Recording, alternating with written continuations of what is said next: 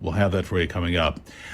J.D. Vance made an appearance at the U.S.-Mexico border today, and he was quick to address the disaster that is happening under Joe Biden and his border czar, Kamala Harris. And yes, she was the border czar as much as they try to run from it. Let's watch him dive into it. Here it is. It's hard to believe until you see it with your own eyes just how bad the policies of the Kamala Harris administration have been when it comes to the southern border.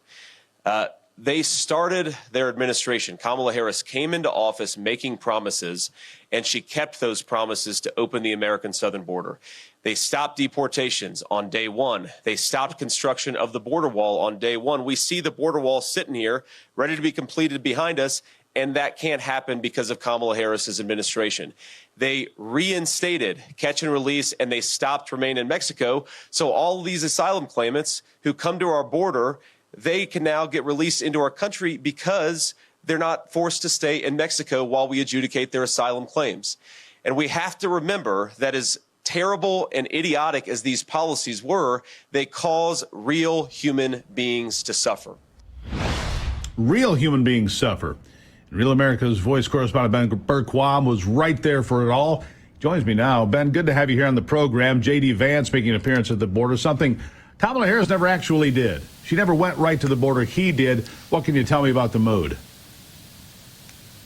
Yeah, you know, I got to say this, Steve. It's almost like what I see the Democrats doing right now. It's like the battered women syndrome, where an abusive spouse, abusive husband beats his wife for 3.5 years, and then just when she's about to leave, he says, no, I'm going to fix it. But instead of saying, I'm sorry, I caused the problems. I'm getting attacked by this Antifa fly over here. I caused the problems.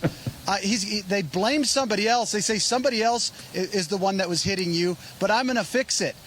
I cannot imagine that the American people are that stupid that they would listen to Joe Biden or Kamala Harris and take them at their word. They have allowed this invasion. They didn't just allow it. They invited it. They incentivized it. And you saw that. You saw the wall. We've been reporting on that for 3.5 years. You saw that down there. It is so obvious what they're doing. And now, just in time for the election, they are trying to make it look like they're doing something. Well, let's be quite clear about this. Kamala Harris, I believe, became the border czar March of 2021. Ben, and you have covered it as closely as anybody on the planet. You've been to the border. You've been to the Darien Gap. You've been all over Central and South America looking at the problem up close. You have done what a border czar should do. And the fact is, it's been an abject failure. Today, the estimate's more than 10 million people came in illegally. The fact is, we don't know. But we know it's 10 million or more that came in under Kamala Harris. And it's bad for the entire country, isn't it? Yeah, it is. And one of the other things to note is where J.D. was standing. That's a very dangerous place to be. That's heavy cartel control. In fact, while we were standing there, Border Patrol told me that there were 2 cartel drones in the air that were counter-surveilling us. That's a heavy narco trafficking area, heavy human trafficking area. And the fact that he stood there, and they even had line of sight. You know, we're right next to Mexico. They had high ground. The fact that he went out there and stood there and stood against this, while Kamala Harris can't even be bothered to show up and just cackles about it, you know, when asked about it for 3.5 years, and now all of a sudden they're trying to pretend like they're doing something. It's absolutely shameful. And the reality is, even what they're doing isn't fixing anything, because they're still allowing 1,500 illegals in every day under CBP-1. They're still allowing illegals, if you get around the wall and you walk across the border and you turn yourself in, they still allow you to come into our country. They're still shipping you to any city they want, that you want in America. These are open borders leftists, and it falls right at the feet of Kamala Harris. Well, you know, here's the thing, Ben. These commercials write themselves, and we know that the Republicans, for the first time in my life, are on equal footing when it comes to money in this campaign. And they can put out names like Laken Riley and Rachel Morin.